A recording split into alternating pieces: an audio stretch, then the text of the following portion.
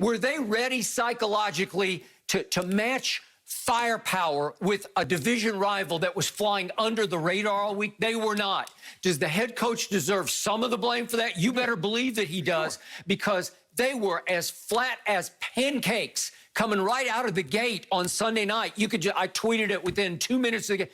They were not ready to play at the Saints level. Well, the question that I have for you and those others that think like you, if BA gets criticism for not having them ready to play, I don't hear you guys talk about BA getting credit when Tom Brady plays well. When he throws those 5 touchdowns against San Diego, y'all didn't mention BA.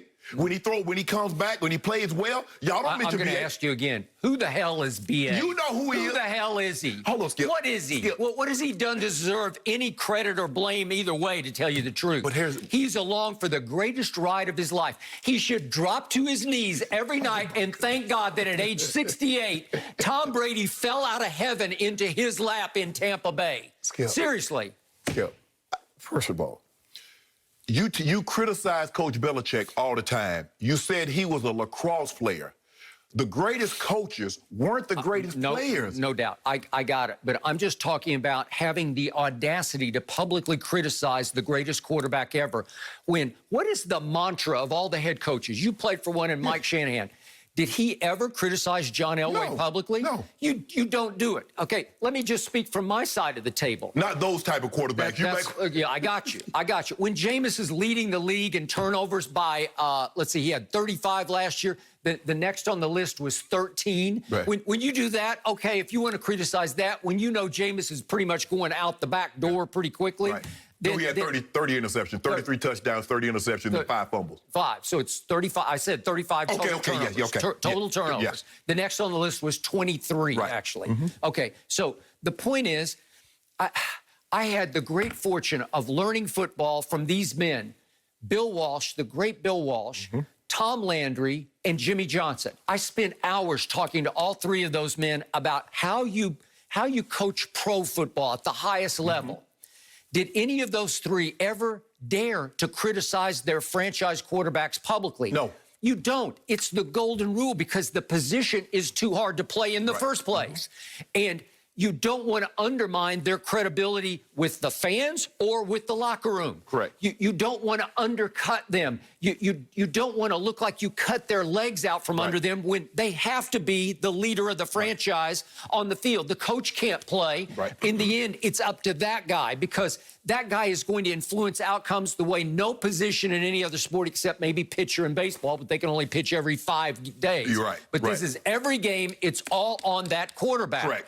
So you don't do this. You don't take little. They're so sarcastic. They're so dismissive. Like, Mike just didn't get any targets. So let's look at what happened on Sunday night, shall we? Tom Brady came into that game having transformed the Tampa Bay Buccaneers, even in your point of view, into a solid football outfit. You know, where they were actually not turning the ball over. They weren't committing penalties.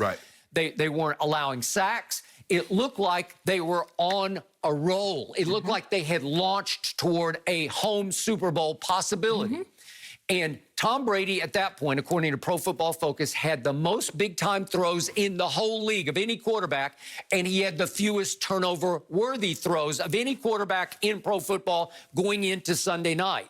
Well, that's pretty great, given the fact that you're 43 and you started completely over with all new teammates, all new offense, obviously all new coaches, in a whole new setting, in a division you don't know. To get to that moment, that was pretty great. And then what happened? Tom wanted Antonio Brown. And not only did he want him, but he pushed to force feed him in the first game he's going to play after 2 practices. He practices twice with the team, and all of a sudden on Sunday night, you're the head coach, so you got to sign off on it. You play him 39 snaps. Those are starter snaps, right? Yeah. And what happened in those 30? You got 39 there. You played Mike Evans 43 snaps and Chris Godwin 47 snaps. But Chris Godwin hadn't played. He'd missed 4 games, but he's coming off broken finger. He's got it all taped up, you know, and he's trying to catch it without hitting the broken finger. It's hard, man. It is, you know this. And the point is, Look at the targets. Look at what happened. He throws 5 balls to Antonio. He throws 6 to Gronkowski, who, by the way, had one of the worst games of his career also. He throws 6 to Mike Evans and 6 to Chris Godwin. He also threw 6 to Fournette. Right. Well, I can't distribute it any better trying to spread the sugar, trying to keep him as happy as possible. I think the thing is that he's looking at it, Skip. Let's get down to what's the crux of this.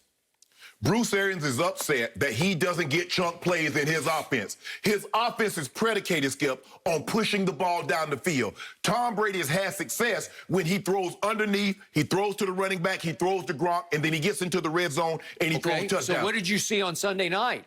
I saw him trying to force the ball downfield like crazy. Right, exactly. Like, no risk it, lots of biscuits. I'm throwing biscuits everywhere. Right, and that's the problem with Tom. That's not him. So BA is asking him to do something that he's... When has this offense been at its best? When he throws bite-sized biscuits. Yes. Like one bite biscuits, just here, here, until you just wear the defense out. Thank you. Okay? But Skip, that's not... And you actually have this thing called a running game. Yes. They had 4 real runs, as you said, the 5th, the kneel down would count. Okay. Right. But 4 runs, it was the fewest in the history of the league. Right. Well, in large part, or in some part, it was because you fell behind so fast, your defense could never stop Drew Brees. I mean, you think, put this in context, Skip. The Tampa Bay Buccaneers ran the ball for the entirety of a ball game as many times as when they failed, New England fell behind 28-3. New England ran the ball 4 times in the second half, and they were behind 28-3. You ran the ball 4 times in a ball game, and you was down. The worst, you started down 7-0. Skip, they're a good running team. Ro Jones can run the football. He was like a top 5, top 6 rusher. And you give him how many carrots? It's like, okay, we can't run. That's throw the ball, Tom. Okay, whose fault is that? That's BA's and Brian language. Thank you. You can't. And BA doesn't call the plays directly, but he obviously oversees. He overrules. He is the final say. Skip, you make it very. I don't care who the quarterback is. Joe Montana, John Elway, Patrick Mahomes. I agree. If you let the defense know all we're going to do is throw the football and they say we can just pin our ears back, they're going to come get you. Okay. And did they come get him from the first snap? Basically, from the first snap. I saw the stat on Pro Football Focus. He was under fire 56% of the time. He was under pressure, which was the 2nd highest rate of the week. Right. Okay. So we know this. I've told you this about Tom Brady when he's 23, 33, or 43. If you're all over him, he's not mobile. Right. And he has good pocket feet. He used to have great pocket feet, but he's not quite as quick as he used to be. He has what they call phone booth quickness. He can side to side. But you better give him a couple of seconds. He'll get rid of it fast. But if he has people in his face immediately and you don't allow him to step into his throws, it's going to be chaos. Right. And now he's trying to look for number 81, which happens to be Antonio Brown. Where's 81? Wait, I got 2 Pro Bowl receivers. I got the GOAT tight end, and I got a receiver who for 5 years was probably the best receiver in this league. Now what am I going to do? And I got maybe a second less than I've had in the 6 previous games, right? Dating back to the first New Orleans game. What do you think's going to happen? It's going to be chaos, and it was. And it